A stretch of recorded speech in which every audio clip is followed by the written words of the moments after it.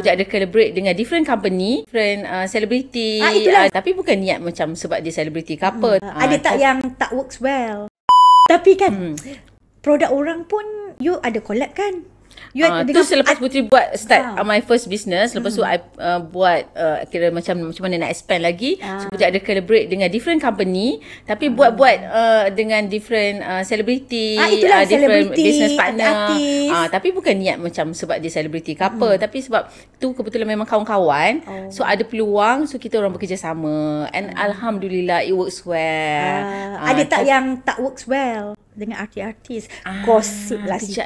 Ada juga yang di separuh jalan, tapi mungkin tak ada rezeki lah. Tak adalah salah siapa-siapa. Cover.